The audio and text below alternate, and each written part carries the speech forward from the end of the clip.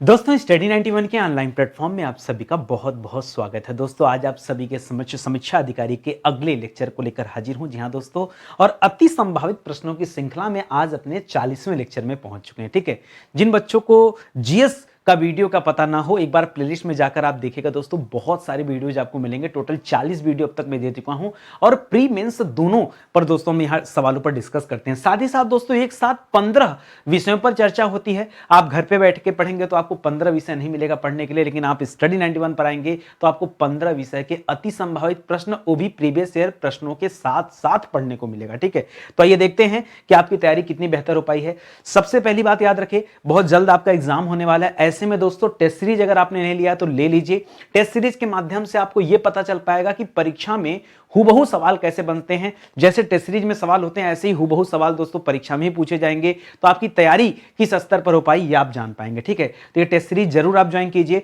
इसके अलावा दोस्तों ये हमारे पास बुक भी अवेलेबल है। ठीक है, तो कॉम्बो बुक मैंने आपको बताया था, बुक समाप्त भी हो रही है। तो हिंदी की बुक बची है दोस्तों, जीएस वाली बुक अब पूरी तरह से समाप्त हो चुकी है। तो ये अभी भी कॉम्बो में हो सकता है, एक दो पीस बचा हो तो आप ले सकते हैं। ठीक है, तो ये कॉम्बो बुक है दोस्तों, इसे आप ले सकते हैं, परचेज कर सकते हैं हमारे वेबसाइट या एप्लीकेशन से। आप मुझे केवल 5 मिनट का समय दीजिए, 5 मिनट बाद मैं आपको जाने नहीं दूंगा, आप चाह के भी नहीं जा पाओगे। ठीक है, कोशिश करना, पहले आ जाओ, सीधे मुद्दे की बात करते हैं। पहला सवाल प्राचीन भारत के इतिहास से संबंधित सवाल है।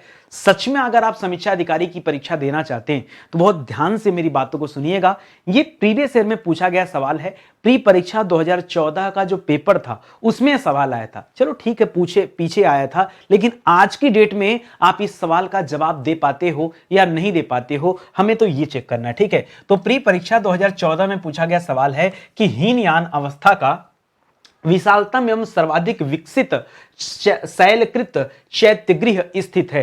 हीनवान अवस्था की बात करा दोस्तों। सबसे पहले देखिए, अगर आपको जानकारी हो बौद्ध धर्म के बारे में, किसके बारे में दोस्तों, बौद्ध धर्म के बारे में, तो याद रखेगा दोस्तों इसी बौद्ध धर्म की 2 शाखाएं बनी। एक बनी दोस्तों महायान शाखा, एक शाखा का नाम है महायान शाखा, दूसरी शाखा का नाम है दोस्तों हीनयान शाखा। क्या नाम है, महायान और हीनयान। यहां सवाल दोस्तों हीनयान का पूछ रहा है। कह रहा हीनयान अवस्था का विशालतम और सर्वाधिक विकसित शैलकृत यानी पहाड़ों में दोस्तों जो गुफाएं बनती हैं वो दोस्तों कहां पर है, सबसे विकसित। तो याद रखिएगा दोस्तों सबसे विकसित जो दोस्तों वो कार्ले में है। ये कार्ले कहां पड़ता है दोस्तों, तो कार्ले का लोकेशन याद रखिएगा दोस्तों, कार्ले की जो गुफाएं हैं ये पुणे में स्थित है। कहां है, पुणे में। ये जो बेडसा की गुफाएं दोस्तों, बेडसा जो लिख रहा है, याद रखिएगा ये बेडसा की गुफा भी कहां स्थित है, यह भी आपके पुणे में स्थित है। ठीक है, यह भी पुणे में स्थित है। बात आता है दोस्तों पीतलखोरा और जुन्नार। फिलहाल ये जो चारों ऑप्शन दिया दोस्तों, ये सभी दोस्तों गुफाओं से संबंधित हैं। इन सभी स्थानों पे चैत्यगृह बने हुए हैं, ये आप याद रखेंगे।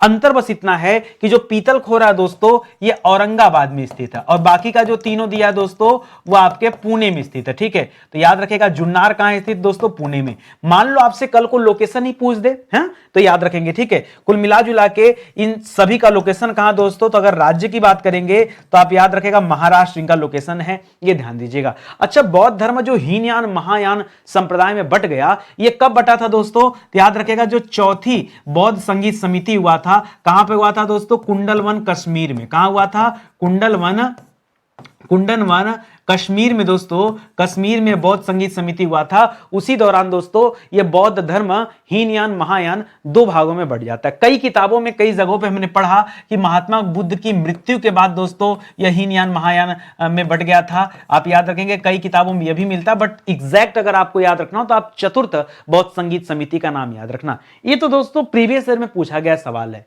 जरूरी नहीं ना कि प्रीवियस ईयर पेपर में जो सवाल पूछे जाए वही सवाल आगे भी रिपीट हो, इसलिए हमने यहां पर नए सवालों का निर्माण किया। कुछ नए स्तर के सवाल हैं, जरा सुनिए। मान लीजिए कल को आपसे सवाल पूछे कि ये जो कार्ले की गुफा है, ठीक है, बच्चा जान गया कि पुणे में स्थित है, लेकिन इसका निर्माण किसने कराया। ठीक है, जिस तरह से दोस्तों हम लोग अजंता और एलोरा पढ़ते हैं, हम लोग पढ़ते हैं दोस्तों एलोरा के बारे में। ठीक है, कि एलोरा की गुफाओं का निर्माण किसने कराया, तो हम लोग पढ़ते हैं राष्ट्रकूट शासकों ने कराया। किसने कराया दोस्तों, राष्ट्रकूट शासकों ने कराया।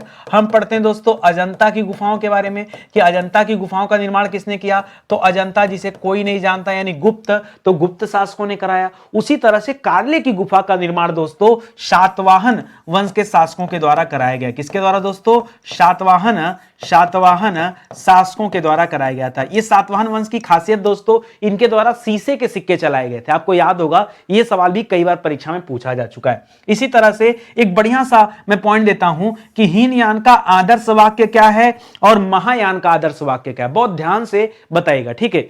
हीनयान का आदर्श वाक्य, जी हां, ये बौद्ध धर्म की जो अलग शाखा बनी हीनयान, ठीक है, इसका आदर्श वाक्य क्या है दोस्तों, याद रखिएगा, इसका आदर्श वाक्य है अरहत पद। क्या है दोस्तों, अरहत पद। यह अरहत पद दोस्तों एक ऐसा पद होता है जिसमें कोई ऐसा व्यक्ति बैठता है जिसने अष्टांगिक मार्ग की साधना की हो। किसकी साधना की हो दोस्तों, अष्टांगिक मार्ग की। किसकी, अष्टांगिक मार्ग की क्या की हो दोस्तों, साधना की हो, और साधना के बाद जाके दोस्तों अरहत का पद मिलता है। यह हीनयान का आदर्श माना जाता है। उसी तरह से महायान का आदर्श किसे माना जाता है, तो महायान का आदर्श माना जाता है दोस्तों बोधिसत्व को। किसे मानते हैं, बोधिसत्व को माना जाता है। बोधिसत्व का तात्पर्य क्या होता है दोस्तों, तो सत्य और ज्ञान के माध्यम से वास्तविक दुनिया को समझना, यही क्या कहलाता है, बोधिसत्व कहलाता है। किसके माध्यम से, सत्य एवं ज्ञान के माध्यम से, सत्य एवं ज्ञान के माध्यम से, ठीक है। किसको जानना दोस्तों, वास्तविकता को जानना, ठीक है, दुनिया के वास्तविकता को जानना क्या कहलाता दोस्तों, ये बोधिसत्व कहलाता है। तो बोधिसत्व महायान का आदर्श वाक्य है, ठीक है। एक सवाल और दे रहा है कि बौद्ध धर्म का सबसे पवित्र त्योहार कौन सा है। सबसे पवित्र त्योहार बौद्ध धर्म का कौन सा है, तो याद रखिएगा दोस्तों, ये त्योहार अलग अलग किताबों में अलग अलग चीज मिलेगा, है सब एक ही। कहीं पे मिलेगा दोस्तों आपको बुद्ध पूर्णिमा। क्या मिलेगा, बुद्ध पूर्णिमा। क्यों ये इंपॉर्टेंट दोस्तों, क्योंकि इसी दिन महात्मा बुद्ध का जन्म हुआ था, इसीलिए। या किसी किताब में मिलेगा दोस्तों बैसाख पूर्णिमा। क्या मिलेगा, बुद्ध पूर्णिमा ना दे करके क्या देता दोस्तों, बैसाख पूर्णिमा। तो चाहे बुद्ध पूर्णिमा दिया हो, चाहे वैशाख पूर्णिमा दिया हो, या फिर क्या दे दिया हो, बुद्ध जयंती दे दिया हो, सब एक ही अर्थ है, ये आप याद रखेंगे, ठीक है। तो ये इसलिए दोस्तों ये सबसे पवित्र दिन माना जाता है। इस सवाल को भी आप याद रखना। कुछ तो अलग सवाल मिला होगा ना, देखिए हमेशा मैं घिसे पीटे सवाल नहीं बताता, ठीक है। हर क्लास में आपको कुछ नया मिलेगा, कुछ एक्स्ट्रा जानने को मिलेगा, ठीक है। अगले विषय पर आइए। अगला विषय दोस्तों मध्यकालीन भारत का इतिहास, और यह सवाल दोस्तों प्री परीक्षा 2016 में पूछा गया सवाल है। जरा देखिए क्या सवाल दिया था कि निम्नलिखित में से किसने महाभारत का फारसी अनुवाद किया। तो महाभारत का फारसी अनुवाद दोस्तों किसने किया था, अब्दुल कादिर बदायूनी ने किया था। अच्छा, अब्दुल कादिर बदायूनी का नाम आता है तो जो परीक्षा में पूछा जाता है जरा वो याद रखिएगा। इसने रामायण का भी किया था अनुवाद, इसने महाभारत का भी अनुवाद किया, महाभारत का भी अनुवाद किया, और इसने सिंहासन बत्तीसी का भी अनुवाद किया। किसका दोस्तों, सिंहासन बत्तीसी का भी अनुवाद किया। ये तीन रचनाएं खास करके पूछा जाता है। एक सवाल दोस्तों और पूछा जाता है कि महाभारत को और किस नाम से जानते हैं जब इसका अनुवाद हुआ, तो याद रखिएगा इसे कहते हैं रज्मनामा। क्या कहते हैं दोस्तों, इसे रज्मनामा के नाम से जानते हैं। ये वाला सवाल भी खूब पूछा जाता है, ठीक है। अच्छा, ये जो अनुवाद करने की कहानी शुरू होती दोस्तों, इस अनुवाद करने की कहानी कैसे शुरू होती है, क्योंकि अकबर ने सबसे पहले क्या बनाया था, एक अनुवाद विभाग बनाया था। क्या बनाया था दोस्तों, एक अनुवाद विभाग बनाया था। कब बनाया था अनुवाद विभाग, तो याद रखेगा 1582 ईस्वी में। कब बनाया था, 1582 ईस्वी में बनाया था। और तभी दोस्तों ये काफी सारी किताबें अनुवाद की जाती हैं, चाहे वो भारत के वेद हो, चाहे उपनिषद हो, चाहे पुराण हो, ठीक है। सभी चीजों का दोस्तों अलग अलग भाषाओं में अनुवाद किया गया। तो इस तथ्य को भी आप याद रखेंगे। एक सवाल और लिख रहा है कि अकबरनामा का रचना दोस्तों किसने किया। अकबरनामा जो रचना दोस्तों ये किसने किया है, तो याद रखेगा ये फैजी का भाई था। दो भाई थे, अबुल फजल नाम सुना होगा और फैजी नाम सुना होगा। तो इसके रचनाकार का नाम है अबुल फजल। क्या नाम दोस्तों, अबुल फजल नाम है, याद रखेंगे अबुल फजल। ये अकबर का मित्र भी था और इसने अकबरनामा ग्रंथ की रचना भी की है, ये भी याद रखेगा, ठीक है। पंचतंत्र का दोस्तों फारसी अनुवाद किसने किया है। पंचतंत्र दोस्तों भारत की सबसे पुरानी कहानियों में से एक आता है और पंचतंत्र का अनुवाद भी अबुल फजल ने ही किया है। किसने किया दोस्तों, अबुल फजल नहीं किया है। रामायण का फारसी भाषा में अनुवाद तो मैंने बता दिया दोस्तों, अब्दुल कादिर बदायूनी, याद रखिएगा। क्या याद रखेंगे, अब्दुल कादिर बदायूनी याद रखिएगा। इन्होंने रामायण, महाभारत और सिंहासन बत्तीसी इन सब का अनुवाद किया है। बदायूनी की एक स्पेशली पुस्तक दोस्तों आपसे परीक्षा में पूछी जाती है, तो अगर कभी पूछे तो बताएगा दोस्तों, तारीख ए बदायूनी। क्या उस पुस्तक का नाम है, तारीख ए बदायूनी। तारीख ए बदायूनी दोस्तों ये पुस्तक का नाम है, इसे भी याद रखेगा, ठीक है। अच्छा, एक चीज और याद रखेगा, अकबर से संबंधित एक सवाल देता है कि अकबर ने इबादत खाना की स्थापना कब किया। किसकी स्थापना दोस्तों? इबादत खाना की स्थापना। क्या देता दोस्तों परीक्षा में? इबादत खाना की स्थापना। तो याद रखेगा दोस्तों, सन 1575 ईस्वी में अकबर द्वारा इबादत खाने की स्थापना की गई है। बाद में दोस्तों इबादत खाने में प्रवेश सभी धर्मों के लोगों के लिए खोल दिया गया 1578 ईस्वी में। इसके बाद दोस्तों एक घटना याद रखेगा, मजहर की घोषणा। किसकी घोषणा दोस्तों? मजहर की घोषणा। मजहर की घोषणा इसके एक साल बाद हुआ है 1579 ईस्वी में। ये अपना जोड़ के याद रखेगा, परीक्षा में यहां से पूछा जाता है, ठीक है। इसके बाद एक पूछता है, अकबर द्वारा एक धर्म भी चला गया था, दीन ए इलाही धर्म। दीन ए इलाही धर्म ये कब चलाया गया था दोस्तों? तो दीन ए इलाही दोस्तों 1582 ईस्वी में चलाया गया। 1582 वही साल था जिस साल अकबर ने अनुवाद विभाग की स्थापना किया था। दीन ए इलाही को स्वीकार करने वाला पहला हिंदू व्यक्ति महेश दास था, ठीक है। याद रखेंगे क्या नाम था दोस्तों? महेश दास। महेश दास किसका नाम रहा दोस्तों? महेश दास बीरबल को कहा जाता है। किसे कहा जाता? अकबर बीरबल की कहानी सुना होगा ना। बीरबल जो कि मंत्री था, उसने अकबर द्वारा चलाए गए दीन ए इलाही धर्म को सबसे पहले अपनाया था, ठीक है। कितने सवाल यहां से हो गए? हम कहने को दोस्तों सिर्फ एक सवाल डिस्कस कर रहे हैं, आप एक्चुअल में देखिए तो बहुत सारी जानकारियां आपको मिली होंगी। ये मिडावल हिस्ट्री का सवाल है, ध्यान दीजिएगा। अगला सवाल मॉडर्न हिस्ट्री का सवाल है और मेंस परीक्षा 2016 में पूछा गया सवाल है, तो बड़ा सोच समझ के जवाब दीजिएगा, वरना उत्तर दोस्तों गलत होने की संभावना अधिक रहेगी। तो मेंस का सवाल है, मैंने शुरू में आपसे कहा ना कि हम प्री और मेंस दोनों के सवालों को देखते हैं। निम्नलिखित में से कौन सा एक सही सुमेलित है? अब दिया तो 4 है, सुमेलित एक ही है, वही बताना आपको। अखिल भारतीय महिला सम्मेलन 1926, अखिल भारतीय डिप्रेस्ड क्लास संगठन 1918, Bombay social reform association 1908, the Indian national social conference 1887। क्या सही है और कोई गलत है तो क्यों गलत है, सारी बातें बतानी। अब जैसे दोस्तों जो पहला जो सही है मैं बता दूं, ये दोस्तों सही है, the Indian national social conference 1887 में इसकी स्थापना की गई है। कब की गई दोस्तों? 1887 में। याद रखें दोस्तों, अगर मैं कांग्रेस की बात करूं, ठीक है, कांग्रेस की बात करूं तो कांग्रेस की स्थापना 1885 ईस्वी में हुआ था, जबकि इंडियन नेशनल सोशल कॉन्फ्रेंस की स्थापना 1887 ईस्वी में हुआ था। और किसने किया था दोस्तों? तो यहां 2 लोगों का नाम आता है, एमजी रानाडे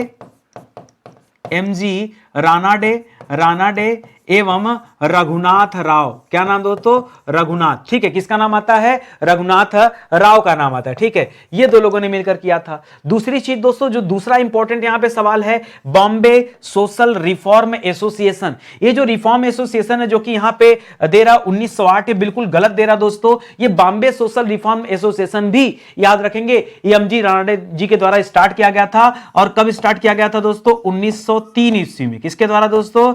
एमजी रानाडे के द्वारा ही दोस्तों स्टार्ट किया गया था। एमजी रानाडे ने भारत में प्रार्थना समाज की भी स्थापना किया था। याद रखेंगे, रानाडे साहब ने किसकी स्थापना किया था? प्रार्थना समाज। किसकी?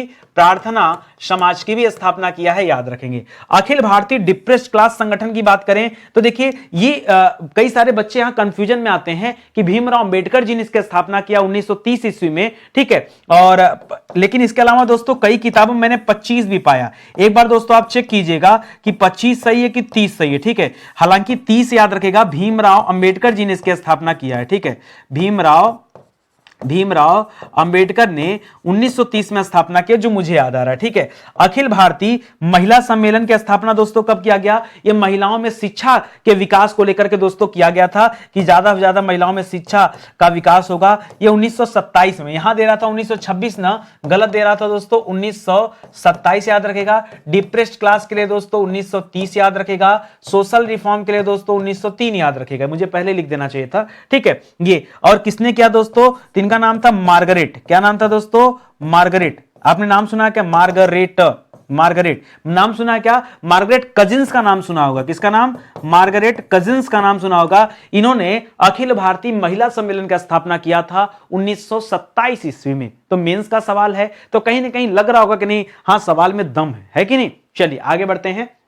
अगला सवाल दोस्तों, ये भारत के भूगोल से संबंधित सवाल दे रहा है और मेंस परीक्षा 2016 में ही पूछा गया सवाल है कि भारत के लिए निम्नलिखित कथनों में से कौन सा असत्य है। जो गलत है दोस्तों उसकी पहचान करना। ठीक, आइए पहचान करते हैं। भारत विश्व का 7वां सबसे बड़ा देश है, बिल्कुल सही है। क्षेत्रफल की दृष्टि से देखा जाए 7वां बड़ा देश किस दृष्टि से बताइए, तो क्षेत्रफल की दृष्टि से भारत दुनिया का 7वां सबसे बड़ा देश है, जबकि जनसंख्या की दृष्टि से दूसरा सबसे बड़ा देश है। तो दोनों सत्य हो गया। इसकी भूमि का विस्तार 15,200 किलोमीटर है। ठीक है, 15,200 किलोमीटर की बात करा दोस्तों। ठीक है, याद रखेगा, विस्तार की बात करा तो लिखा तो है विस्तार। ठीक है, लिखा है विस्तार तो मुझे लिखने की क्या जरूरत। ठीक है, याद रखेंगे विस्तार। लेकिन सर्वप्रथम सूर्योदय दोस्तों मिजोरम में होता है। यह पॉइंट दोस्तों गलत दे दिया। सबसे पहले सूर्योदय जो होता है यह मिजोरम में नहीं होता, बल्कि कहां होता है दोस्तों, अरुणाचल प्रदेश में होता है। कहां होता है दोस्तों, अरुणाचल प्रदेश में सबसे पहले सूर्योदय होता है, ये आप याद रखेंगे।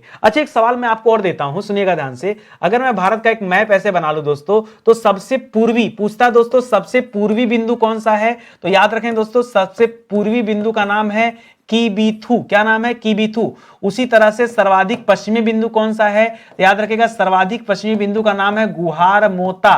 क्या नाम, गुहार मोता।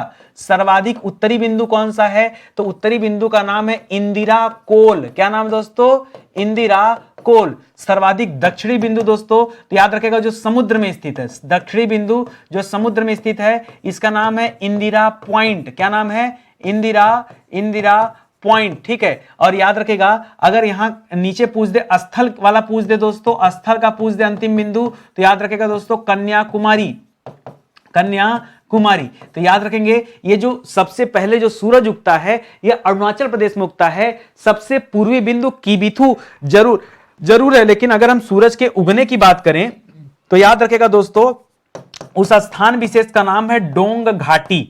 क्या नाम दोस्तों, डोंग घाटी। इस नाम का दोस्तों एक गांव है। ठीक है, वहां सबसे पहले सूरज की किरण पहुंचती है। ठीक है, और याद रखेंगे सुबह 4 बजे दोस्तों वहां सूर्योदय हो जाता है। हमारे आपके यहां 4 बजे सूर्योदय नहीं होता है, वहां सुबह के 4 बजे सूर्योदय हो जाता है। तो इसको याद रखेंगे। क्षेत्रफल की दृष्टि से पूछा है तो क्या बताएंगे दोस्तों, 7वां स्थान। जनसंख्या की दृष्टि से पूछा है दोस्तों तो दूसरा स्थान, 2वां नहीं, सेकंड लिख देते हैं। ठीक है, कौन सा स्थान दोस्तों, याद रखेंगे दूसरा स्थान। भारत की स्थलीय भूमि का सीमा विस्तार कितना दोस्तों, तो स्थलीय भूमि ही पूछ रहा है दोस्तों, तो 15,200 किलोमीटर। उत्तर से दक्षिण का विस्तार कितना है, यहां उत्तर में जम्मू कश्मीर से लेकर दक्षिण में कन्याकुमारी तक की दूरी कितनी है दोस्तों, तो याद रखेंगे 3214 किलोमीटर। कितना दोस्तों, 3214 किलोमीटर। तब जाके एक सवाल पूरा समाप्त होता है। अब आपको समझ में आया ना, इतना डिटेल में अगर आपने पढ़ रखा है तब समझो कि वाकई में समीक्षा अधिकारी बन सकते हैं। नहीं पढ़ा है तो आप पढ़िए, पहले मेहनत करना पड़ेगा आपको। ठीक है, इसके लिए कोई शॉर्टकट नहीं है। आगे सवाल देखिए। अगला सवाल दोस्तों विश्व के भूगोल से संबंधित सवाल है और प्री परीक्षा 2016 में दिया गया सवाल है। ठीक है, निम्नलिखित में से कौन सा सही सुमेलित नहीं है। जो सही सुमेलित नहीं दोस्तों उसकी पहचान करना और बताना है। एक तरफ देश दे रहा है, दूसरे तरफ लौह अयस्क उत्पादन क्षेत्र का नाम दे रहा है। लिख रहा है कजाकिस्तान में एक क्षेत्र है दोस्तों जिसका नाम है कारगांडा। क्या नाम दोस्तों, कारगांडा, ये सही है। यूक्रेन में एक क्षेत्र है जिसका नाम है क्रीवाय रॉग। ठीक है, एक साथ होना चाहिए, अलग अलग नहीं है। और जर्मनी में एक क्षेत्र लिख रहा है नॉर्मैंडी। पहली बात, जर्मनी में नॉर्मैंडी नहीं दोस्तों, तो यही आपका जवाब हो जाएगा।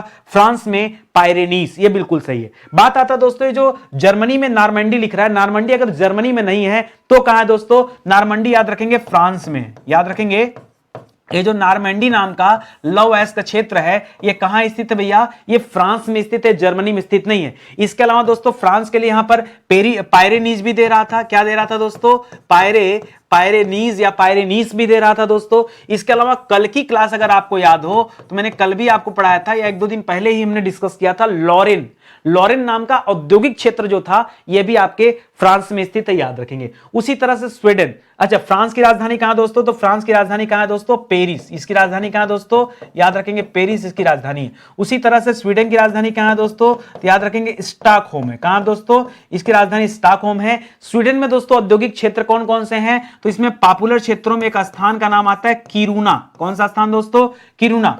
रूस की राजधानी कहां दोस्तों, रूस की राजधानी मॉस्को। क्या रूस के कुछ आप औद्योगिक क्षेत्र बता सकते हैं लौह उत्पादन वाले, तो याद रखिएगा कुजबास का नाम सुना है क्या, कुजबास का नाम सुना है, नहीं सुना है तो याद कर लीजिए, परीक्षा में आता कुजबास याद रखेगा। और मैग्नीटोगोर्क, क्या याद रखेंगे? मैग्नीटोगोर्क याद रखेगा। जर्मनी की राजधानी कहां हो जाएगी दोस्तों? तो जर्मनी की राजधानी दोस्तों बर्लिन हो जाएगा, ठीक है, वही हिटलर वाला क्षेत्र है, ठीक है। यहां पर क्या आता है दोस्तों? यहां पर आता है ग्लेविड्स, क्या आता है दोस्तों? दो हैं, एक तो ग्लेविड्स पॉपुलर है दोस्तों, दूसरा एसेन, एसेन नाम सुना होगा, एसेन पॉपुलर है। अगला है दोस्तों ग्रेट ब्रिटेन, राजधानी कहां चली जाएगी दोस्तों? राजधानी हो जाएगी लंदन। वैसे इंग्लैंड की राजधानी लंदन है, ग्रेट ब्रिटेन में कई सारे देश आते हैं। और यहां पर दोस्तों जो औद्योगिक क्षेत्र है उसका नाम है बेलफास्ट, क्या नाम है? बेलफास्ट। ऑस्ट्रिया की राजधानी कहां है दोस्तों? तो ऑस्ट्रिया की राजधानी वियना है। यहीं पर दोस्तों ओपेक का मुख्यालय भी है, जो पेट्रोलियम समूह वाले देश हैं उनका मुख्यालय। और यहां पर क्या दोस्तों? तो यहां पर याद रखेगा डोनाविड्स, ठीक है। ऊपर आपने ग्लेविड्स पढ़ा, यहां पर क्या है? डोनाविड्स है, ठीक है, डोनाविड्स। ये सब आप याद रखेंगे। तो आपका जो गलत था दोस्तों वो ऑप्शन नंबर सी गलत था। बाकी अगर इतना डिटेल आपने पढ़ लिया तो इसके बाद कुछ फंसने वाला नहीं आपके एग्जाम में, जो कुछ आएगा दोस्तों यहीं से आ जाएगा। हम लोग इतना रिसर्च करके काम करते हैं ना, हमेशा वॉच करते रहते हैं कि आयोग कब क्या आपसे पूछ सकता है, अपने हिसाब से 100% देते हैं। बाकी भाई आयोग में हमसे भी ज्यादा अच्छे लोग बैठे हैं, अच्छी तरह से प्रश्न बनाने वाले लोग बैठे हैं, तो अपने हिसाब से हम चीजों को तैयार करा रहे हैं, ठीक है। आगे बढ़िए दोस्तों, अगला सवाल जनसंख्या एवं नगरीकरण का सवाल है और मेंस परीक्षा 2014 में पूछा गया सवाल है। सवाल क्या दे रहा है? वर्ष 2013 के लिए निम्नलिखित में से कौन सा कथन असत्य है? जो गलत है वो आपको बताना है। लिख रहा उत्तर प्रदेश में जन्मदर प्रति 1000 जनसंख्या पर भारत की जन्मदर से कम है। अब बताइए भारत की जन्मदर से कम है या भारत की जन्मदर से अधिक है? ये बताइए। एक बात तो तय है कि जन्मदर 25 से अधिक है लेकिन 30 से कम है। तो अगर मोटी मोटा बात करें दोस्तों तो लगभग दोस्तों 27 के आसपास है। कितना दोस्तों? जन्मदर का जो आंकड़ा है वो लगभग कितना दोस्तों? वो 27 के आसपास है, याद रखेंगे। तो ये सी और डी तो पक्का सही है, लेकिन बच्चे को कंफ्यूजन दोस्तों ए और बी में हो जाता है, ठीक है, कि ए और बी में से क्या चूज किया जाए। याद रखेगा आपसे सिंपल पूछ रहा है कि आप खाली बताओ कि नेशनल वाले से डाउन है कि नेशनल वाले से अप है, यानी ऊपर है कि नीचे है। तो याद रखिएगा वो भी असत्य पूछा है, तो आप हकीकत में देखेंगे तो अधिक है, हकीकत में अधिक है। लेकिन दोस्तों गलत पूछा है तो क्या हो जाएगा? ऑप्शन नंबर 1 हो जाएगा, क्योंकि आपसे कह रहा है सीधे सीधे उत्तर प्रदेश में जो जन्म दर है वो भारत की जन्म दर से कम है, जबकि ऐसा नहीं है, भारत की जन्म दर से अधिक है। अरे भाई उत्तर प्रदेश दोस्तों याद रखेंगे सर्वाधिक जनसंख्या वाला राज्य है, सर्वाधिक जनसंख्या वाला राज्य है। और यहां पे जनसंख्या कितनी दोस्तों? तो लगभग 20 करोड़ के आसपास जनसंख्या है। एग्जैक्ट जो आंकड़ा था दोस्तों 19 करोड़ के आसपास का था, लेकिन आप 20 करोड़ मान लो, तो 20 करोड़ की जनसंख्या यहां की है, ठीक है, ये आप याद रखेंगे। कह उत्तर प्रदेश का जो जनसंख्या घनत्व, जन घनत्व है दोस्तों वो कितना है? तो प्रति वर्ग किलोमीटर के आधार पर बताया जाता है, तो 829 व्यक्ति प्रति वर्ग किलोमीटर दोस्तों ये जनसंख्या घनत्व है। उत्तर प्रदेश का लिंगानुपात कितना है? सेक्स रेशियो दोस्तों कितना है? तो याद रखेगा 912 है। कितना दोस्तों? 912 व्यक्ति प्रति 1000 महिलाओं पर, ठीक है, याद रखेंगे। उत्तर प्रदेश में शिशु लिंगानुपात कितना दोस्तों? तो शिशु लिंगानुपात जो है उत्तर प्रदेश में ये 902 शिशु लिंगानुपात है, और मेल फीमेल सॉरी अगर पुरुषों की बात करेंगे तो 912 हो जाएगा, 10 ज्यादा है, ठीक है। उत्तर प्रदेश की दोस्तों कुल जनसंख्या कितनी है? तो क्या बताएंगे? लगभग 20 करोड़। कितनी दोस्तों? लगभग 20 करोड़ दोस्तों ये कुल जनसंख्या है, ठीक है। अच्छा मान लीजिए आपसे पूछ दे कि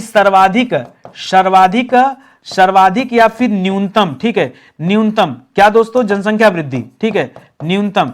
क्या मैं किसके बारे में बात कर रहा हूं? मैं बात कर रहा हूं जनसंख्या वृद्धि के बारे में, ठीक है, कि सर्वाधिक जनसंख्या वृद्धि और न्यूनतम जनसंख्या वृद्धि वाला राज्य दोस्तों कौन सा है? जनसंख्या वृद्धि वाला राज्य कौन सा है? सवाल परीक्षा में तो बता लेंगे क्या? अगर सर्वाधिक पूछे तो बताएगा दोस्तों मेघालय। मेघालय सर्वाधिक जनसंख्या वृद्धि वाला राज्य है, जबकि उसके बगल में नागालैंड स्थित है, यह न्यूनतम जनसंख्या वृद्धि वाला राज्य, ठीक है। तो सर्वाधिक और न्यूनतम दोनों आपको याद रखना है, ठीक है, यह आप याद रखेगा। चलिए आगे बढ़ते हैं, अगला सवाल देखिए।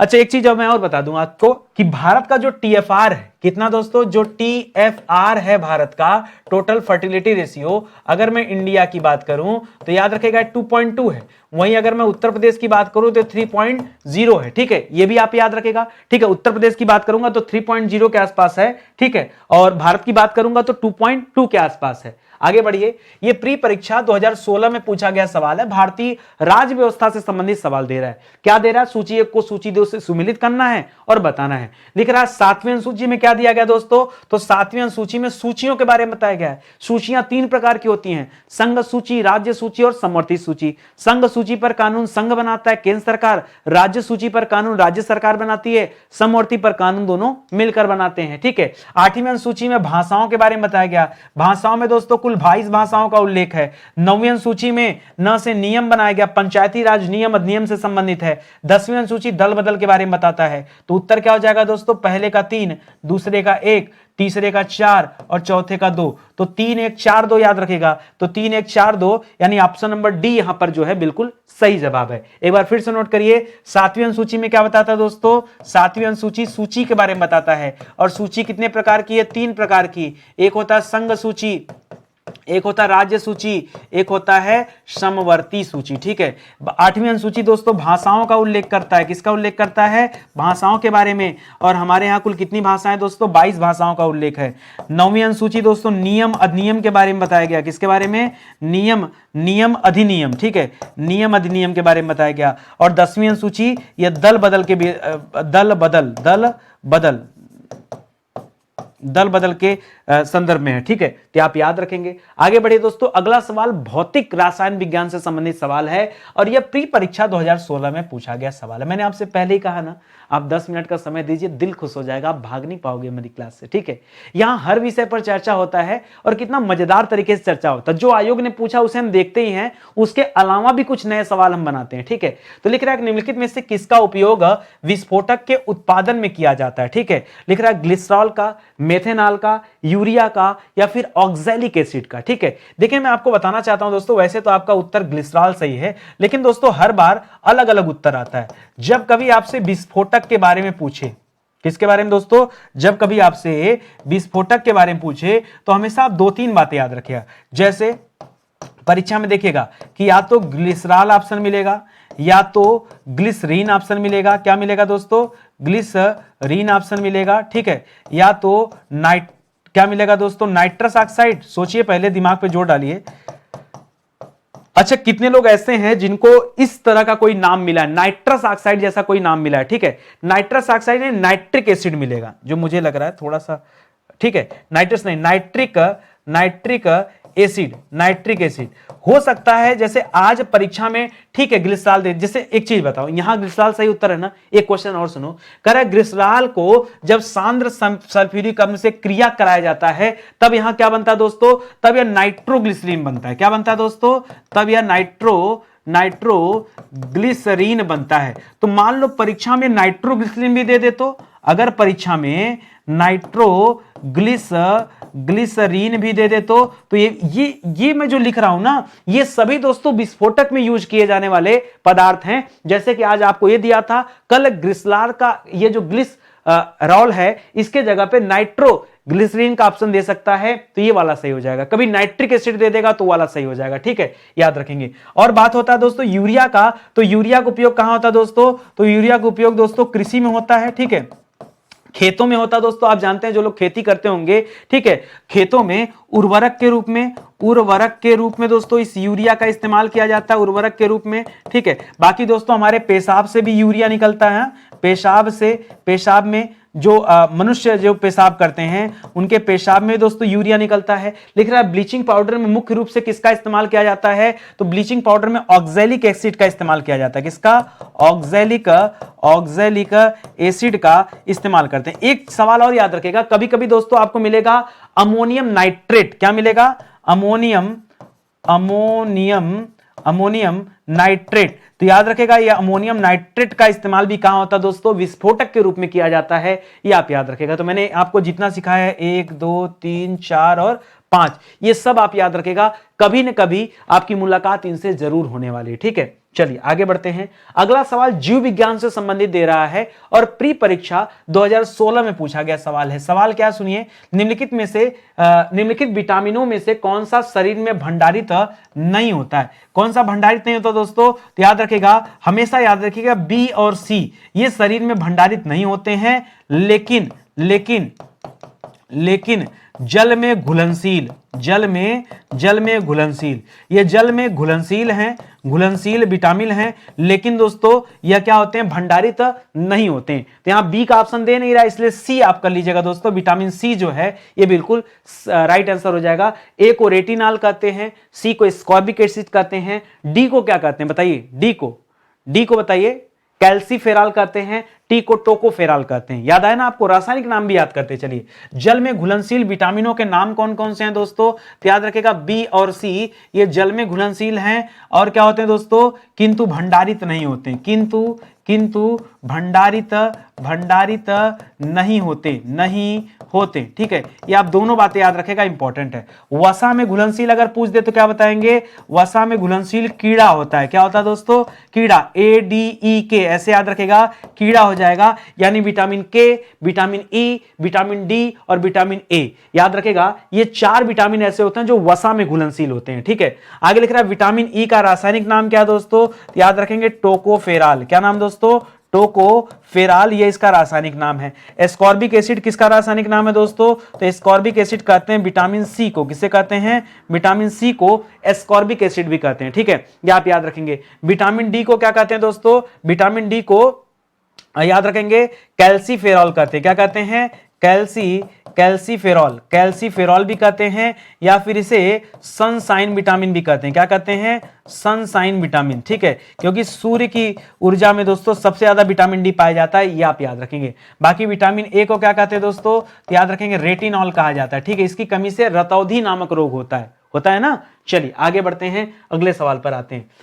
अगले सवाल से पहले मैं आपको बताना चाहूंगा, स्टडी 91 के प्लेटफॉर्म से कई सारे विषय की क्लासेस चल रही है। उसमें जो आपके लिए विशेष क्लास चल रही है वो सुबह के 10 बजे सामान्य अध्ययन की क्लास और रात को 8 बजे जीएस की क्लास। अगर आपको न मिल रहा हो तो प्लेलिस्ट में जाके एक बार आप जरूर चेक कीजिएगा। बाकी ये जो किताबें मैंने बताया, किताब बहुत इंपॉर्टेंट है, अगर इसे आपने नहीं लिया तो बहुत जो है पछतावा होगा बाद में। एक और दोस्तों आपकी अपनी हिंदी की किताब है, पूरे 634 पेज की किताब है, 6000 सवालों के साथ, ठीक है। तो आप इसे भी परचेज कर सकते हैं। इस किताब को खरीदने का फायदा है कि अगली बार कहीं भी आपको हिंदी से मुलाकात होगी तो सारे सवाल यहीं से बनने वाले हैं, ठीक है। सुपर सेलिंग बुक है हमारी और जबरदस्त बिकती है, ठीक है। आगे बढ़िए, अगला सवाल दोस्तों इकोनॉमिक्स का सवाल है और प्री परीक्षा 2016 में पूछा गया सवाल है। लिखना, नीचे 2 कथन दिए गए और आपको कथन और कारण एक अपने हिसाब से बताना है कि क्या सही क्या गलत।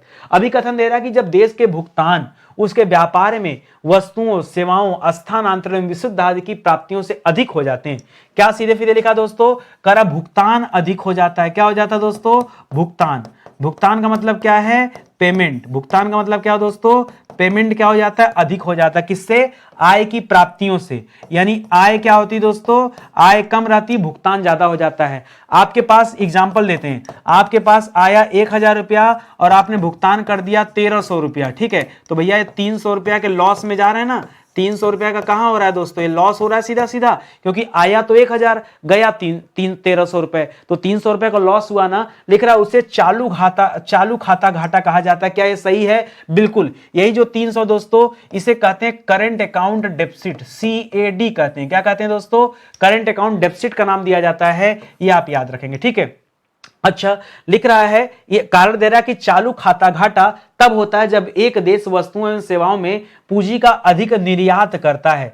1 मिनट, चालू खाता घाटा तब होता है जब एक देश पूंजी का अधिक, अरे बाप रे, अगर अधिक निर्यात किया जाएगा मतलब दुनिया को ज्यादा माल बेच रहे हो, तो ज्यादा माल बेचोगे तो ज्यादा पैसा आएगा। ये उल्टा बोल रहा है, यानी ए सही है लेकिन आर गलत है। ये सत्य है किंतु आर क्या दोस्तों, असत्य है। कैसे असत्य है दोस्तों, ये अधिक निर्यात नहीं, अधिक आयात लिखना होता है। क्या होता है, आयात। अच्छा, मैं आपको अपने भाषा में समझा दूं, याद रखिए 2 चीजें होती है, एक होता है आयात, आयात को हम कहते हैं दोस्तों इंपोर्ट। क्या कहते हैं, इंपोर्ट। और एक शब्द होता है दोस्तों निर्यात, निर्यात को हम कहते हैं एक्सपोर्ट। क्या कहते हैं दोस्तों, निर्यात को हम कहते हैं एक्सपोर्ट। तो सीधा सीधा आप ये मैटर समझिए कि दोस्तों अगर आयात ज्यादा हो गया, निर्यात कम हुआ, ठीक है, तभी याद रखेगा, तभी ये CAD आएगा, ठीक है। CAD तभी आएगा। CAD केस में इंपोर्ट ज्यादा होना चाहिए और एक्सपोर्ट कम होना चाहिए, तब CAD आएगा। अगर आपका एक्सपोर्ट ज्यादा हो जाता है तो घाटा किस बात का,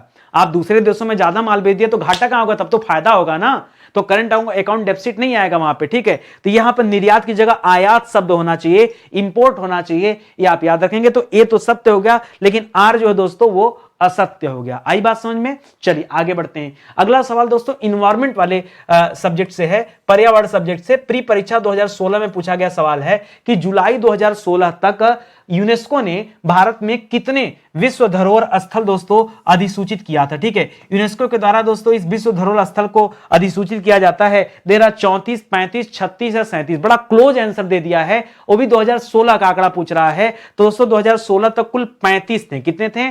35। अच्छा, बहुत सारे बच्चों के मन में एक सवाल आ रहा होगा दोस्तों, रामसर आर्द्र भूमि का सवाल आ रहा होगा। किसका दोस्तों? रामसर आर्द्र भूमि का सवाल आ रहा था, वेटलैंड का सवाल आ रहा होगा। तो आर्द्र भूमियों की बात करेंगे तो अगर वर्तमान में देखेंगे 2023 देखेंगे दोस्तों, तो 2023 तक कुल 75 आर्द्र भूमियां हो चुकी हैं। ठीक है, इसको याद रखेंगे। और 2023 तक अगर आप यूनेस्को के विश्व धरोहर सूचियों को देखेंगे तो कुल 42 हो जाएंगे। ठीक है, अगर आप ध्यान दीजिए कि वर्ष 2023 तक आपसे ये पूछा जाए, अब ये तो पुराना आंकड़ा है लेकिन अगली बार परीक्षा में तो नया पूछ सकता है ना, तो यूनेस्को का आंकड़ा पूछा जाए तो क्या बताएंगे दोस्तों? यूनेस्को द्वारा भारत में कितने विश्व धरोहर स्थल घोषित किए जा चुके हैं? भारत के कुल 43 ऐसे प्लेस हैं जो 43 ने 42 कुल 42 ऐसे प्लेस हैं जिनको विश्व धरोहर स्थल घोषित किया जा चुका है, जिसमें एक साथ 34 याद रखेगा। ठीक है, एक साथ 34 क्या दोस्तों? तो पहले 34 लिखिए, फिर 7 लिखिए, 34 और 7 जोड़ेंगे तो 41 हो जाएगा, और 1 जोड़ेंगे तो 42 हो जाएगा। ये 1 जो है दोस्तों ये मिश्रित में आता है, ये जो 7 है ये प्राकृतिक में आता है, और जो 34 है ये सांस्कृतिक में आता है। तो आपसे अलग अलग भी पूछ सकता है। ठीक है, कि कितने सांस्कृतिक स्थल हैं, कितने प्राकृतिक स्थल हैं, और कितने मिश्रित स्थल हैं। ठीक है, ये तीनों ऑप्शन पूछ सकता है। तो इसके लिए आप तीनों बातें याद रखेगा, तीनों को जोड़ेंगे तो 42 हो जाएगा। ठीक है, आइए मुद्दे की बात करते हैं। सवाल आ सकता है कि यूनेस्को की स्थापना कब हुई थी, तो बताएगा 1945 ईस्वी में। ठीक है, 16 नवंबर 1945। ठीक है, 1945 को स्थापना हुआ था। यूनेस्को का मुख्यालय दोस्तों कहां पर है, इसका हेडक्वार्टर कहां पर दोस्तों? तो इसका हेडक्वार्टर फ्रांस में। कहां पर दोस्तों? फ्रांस की राजधानी क्या दोस्तों? पेरिस। ठीक है, पेरिस किस नदी के किनारे दोस्तों? तो पेरिस सीन नदी के किनारे बसा हुआ है, याद रखेंगे। ठीक है, सीन नदी के किनारे बसा हुआ है। भारत का पहला यूनेस्को विश्व धरोहर शहर दोस्तों कौन सा है? तो शहर की बात करेगा तो बताएगा दोस्तों अहमदाबाद। पहला विश्व धरोहर शहर कौन सा दोस्तों? अहमदाबाद है, याद रखेंगे। भारत जो है यूनेस्को का सदस्य यानी मेंबर कब बना? तो 45 में स्थापना तो हो चुका था, लेकिन मेंबर दोस्तों 46 में बना। कब बना? 46 में। ठीक है, एक इसको याद रखेगा। अच्छा, आपसे पूछा जाए कि 2023 में क्या किसी स्थल को रामसर स्थल घोषित किया गया, तो क्या बताएंगे दोस्तों? जी हां, घोषित किया गया 2 चीजों को। एक तो दोस्तों शांति निकेतन को घोषित किया गया। शांति निकेतन कहां दोस्तों? पश्चिम बंगाल। आपको याद है ना शांति निकेतन के बारे में? ठीक है, याद रखेंगे। शांति निकेतन रविन्द्रनाथ टैगोर जी संबंधित है। एक तो इसको दिया गया, एक होयसल मंदिर का समूह है। ठीक है, होयसल मंदिर समूह को भी दोस्तों इस बार क्या किया गया? 2023 में विश्व धरोहर सूची में शामिल किया गया। और इसी तरह 2022 में किसे शामिल किया गया था? तो 2022 में शामिल किया गया था रामप्पा मंदिर को और धौलावीरा को। किसे दोस्तों? धौलावीरा को। ठीक है, धौलावीरा दोस्तों याद रखेंगे ये हड़प्पा कालीन स्थल है, उसे भी दोस्तों 2022 में विश्व धरोहर स्थल में शामिल कर लिया गया था, याद रखेंगे। 2022 था कि 2021 था, एक बार चेक कर लीजिएगा। 2022 में हमको लगता कुछ नहीं था, 2021 होना चाहिए। ठीक है, चलिए फिलहाल मुझे लगता है इतना आपके लिए पर्याप्त है डिस्क्रिप्शन। ठीक है, अगला सवाल देखिए, ये एग्रीकल्चर का सवाल दे रहा है और स्पेशल प्री एग्जाम हुआ था 2010 में, उसमें पूछा गया सवाल है। लिख रहा है सरसों के बीज के अपमिश्रक के रूप में सामान्यतः निम्नलिखित में से किसे प्रयोग में लाया जाता है? तो याद रखिएगा, आज दुनिया दोस्तों बड़ा घटिया मानसिकता वाली हो गई है। लोग क्या करते हैं? चावलों में पत्थर डाल देते हैं, गेहूं में पत्थर मिला देते हैं कि थोड़ा वजन बढ़ जाए। हमने देखा ऐसा करते हुए लोगों को। ठीक है, उसी तरह से सरसों के बीज में याद रखेंगे आर्जीमोन के बीज अगर मिला दिए जाएं, तो याद रखेगा सरसों के बीज में अगर आर्जीमोन के बीज मिला दिए जाएं तो आप दोस्तों पहचान नहीं पाएंगे, यानी पहचानना मुश्किल हो जाएगा कि भाई ये सरसों का बीज है कि आर्जीमोन का बीज है। ठीक है, और सरसों का बीज जो होता है दोस्तों, इसे खाद्य तेल के रूप में इस्तेमाल करते हैं, क्योंकि इसको पेर करके दोस्तों तेल बनाया जाता है। लेकिन आर्जीमोन के बीज याद रखेगा ये अखाद्य होते हैं। क्या होते हैं दोस्तों? ये अखाद्य होते हैं। ये अखाद्य इसलिए भी होते हैं क्योंकि दोस्तों इसमें विष पाए जाते हैं। जहर होता है, एक तरह से टॉक्सिन होता है, लेकिन लोगों को क्या पड़ा है, लोगों को जो है, मैंने अदरक को तेजाब से धोते हुए देखा हूं लोगों को। लोग सब्जी मंडी में अदरक को जो तेजाब से धोते, बताओ।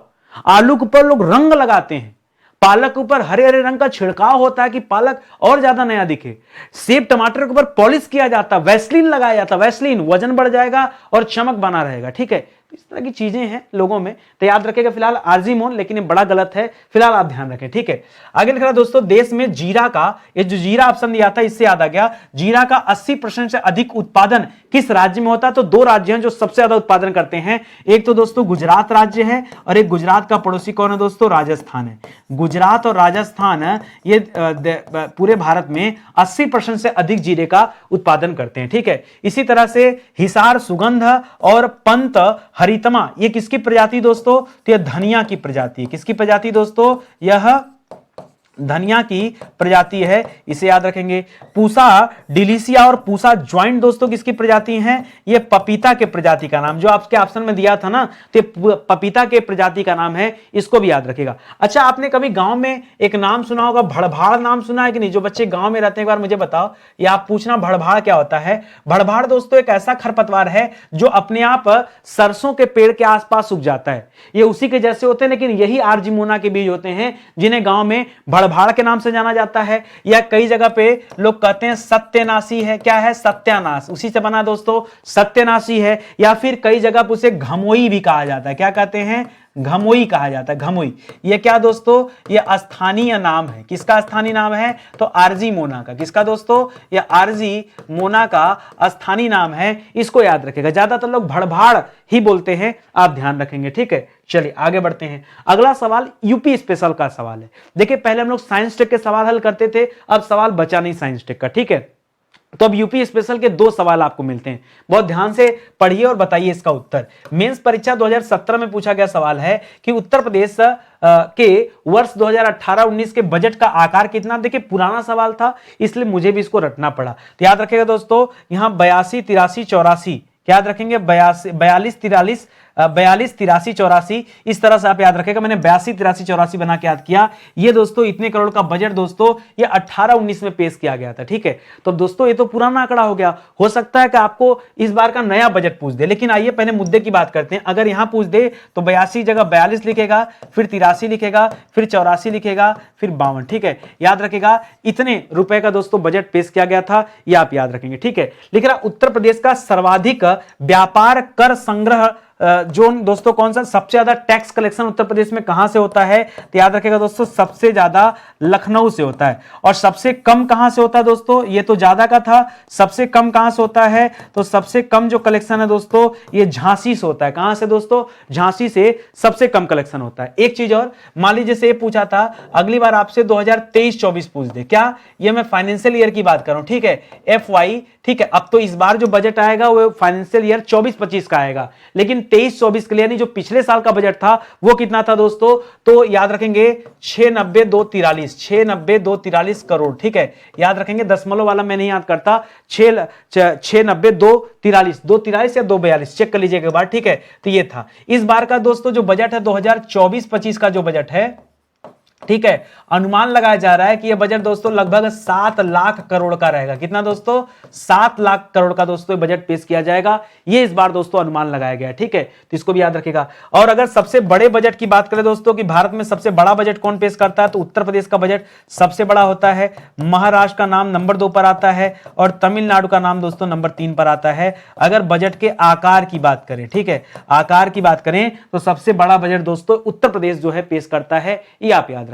अगला सवाल भी यूपी स्पेशल का सवाल है और मेंस परीक्षा 2017 में पूछा गया कि उत्तर प्रदेश का कौन सा जनपद दशहरी आम का सर्वोच्च उत्पादन करता है, ये बताइए। दशहरी आम का उत्पादन कहां होता है दोस्तों? वाराणसी में होता है। और मलिहाबादी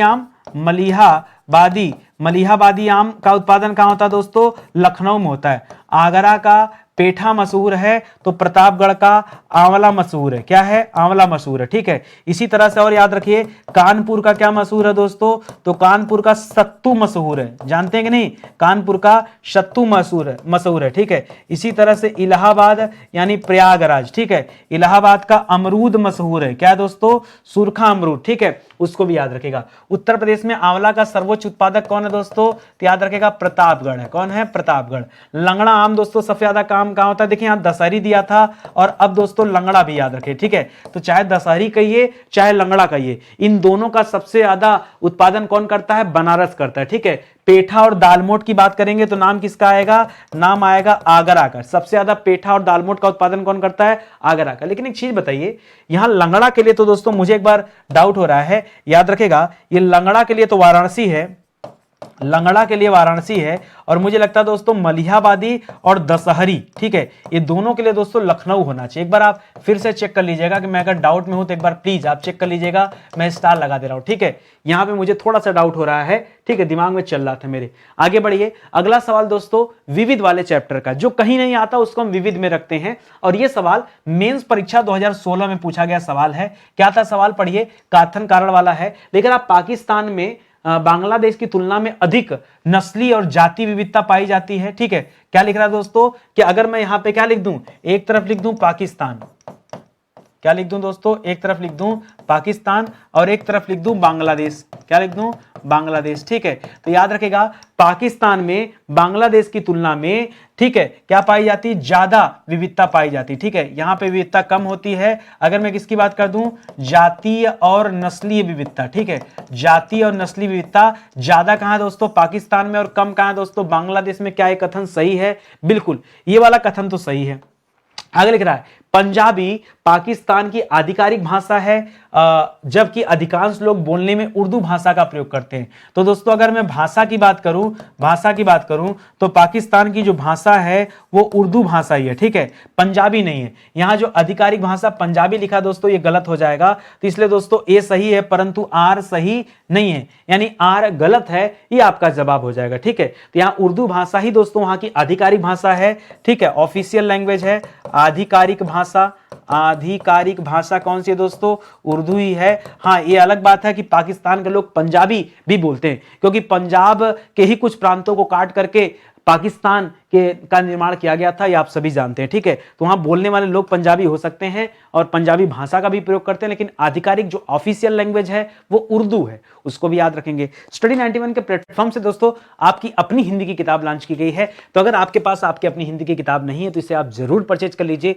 बहुत सारे एग्जाम में दोस्तों जो सवाल आते हैं ये आपके अपनी हिंदी से सवाल पूछे जाते हैं, तो एक बार आप जुड़े रहेंगे अपनी हिंदी से तो ज्यादा बेहतर रहेगा। ठीक है, और एक चीज और बताना चाहूंगा, क्या हमारे पास दोस्तों 2 किताबें और हैं, इस किताब को भी दोस्तों आप परचेज कर सकते हैं, जो कि आपके समीक्षा अधिकारी के लिए दोस्तों स्पेशली तैयार की गई किताबें थी। तो ये किताब भी अगर आपके पास नहीं तो ये किताब आपके पास होनी ही चाहिए। कुछ दिन का समय दोस्तों आप ले सकते हैं, बाकी तो आपका एग्जाम आ जाएगा। और टेस्ट सीरीज भी दोस्तों आ चुका है। स्टडी 91 प्रो पर जाइए दोस्तों, हमारा एक नया एप्लीकेशन, एक नई वेबसाइट है, प्रो पर जाके आप टेस्ट सीरीज भी ज्वाइन कर सकते हैं। ठीक है, तो उम्मीद करता हूं आपको अच्छा लगा होगा। ध्यान दीजिएगा, जिन बच्चों ने चैनल सब्सक्राइब नहीं किया है वो एक बार चैनल को जरूर सब्सक्राइब करेंगे, क्योंकि तभी आपके पास नोटिफिकेशन जाएगा और आप जान पाओगे कि कब कौन सी क्लास दी जाती है, अन्यथा हमेशा कंफ्यूजन में रहेंगे। ठीक है, प्लेलिस्ट में आके हमेशा वीडियोस को देखा करिए, आप ऊपर जाके मत देखिए, सीधे आइए यूट्यूब चैनल सर्च कीजिए और प्लेलिस्ट में आके हमेशा वीडियो को देखिए, तब आपको चीजें मिल जाएंगी। कई बार बच्चों के मन में एक सवाल और आता है कि सर इसका पीडीएफ मिल जाता है। ठीक है, देखिए हर क्लास का हम लोग पीडीएफ देते हैं, लेकिन वो पीडीएफ या तो टेलीग्राम में दिया जाता है या तो आपके व्हाट्सएप ग्रुप में दिया जाता है, तो कई बार बच्चे वहां तक नहीं पहुंच पाते। तो मैं कह रहा हूं दोस्तों, आपने इसके लिए सिर्फ एक कॉमन प्लेटफॉर्म मैं बता दे रहा हूं, स्टडी 91 प्लस का एप्लीकेशन डाउनलोड कर लीजिए। देखिए हमारे पास कुल 3 एप्लीकेशन है अलग अलग काम के लिए। ये जो प्लस वाला एप्लीकेशन है दोस्तों, इसमें मैं अपनी सभी क्लास का पीडीएफ निःशुल्क देता हूं। ठीक है, यहां पीडीएफ क्या मिलता है दोस्तों, यह आपको निःशुल्क पीडीएफ मिल जाएगा। तो अगर आप पीडीएफ किसी चार्ज को देकर नहीं लेना चाहते हैं तो सीधा प्लस पर आइए, वहां पर एक एक वीडियोस भी मिल जाएंगे, फ्री वाले वीडियोस, और उसके अलावा निःशुल्क पीडीएफ भी मिल जाएगा। वहां हमेशा पीडीएफ अपडेट होता रहता है। ठीक है, या फिर टेलीग्राम ग्रुप से जुड़ जाइए, स्टडी 91 के ऑफिशियल टेलीग्राम चैनल से जुड़िए, वहां पे भी पीडीएफ अपडेट किया जाता है। बाकी हमारा व्हाट्सएप ग्रुप है, तो वहां से भी दोस्तों आप जुड़ सकते हैं हमसे। ठीक है, तो चलिए सेशन दोस्तों ये समाप्त होता है। अच्छा लगा होगा तो लाइक कमेंट जरूर कीजिएगा, निवेदन आप सभी से। ठीक है, बाकी वीडियो को शेयर करिए और आगे बढ़ाइए। बहुत बहुत धन्यवाद दोस्तों आप सभी का। मिलते हैं अगले लेक्चर में, तब तक के लिए जय हिंद, जय Bharat. Thank you so much.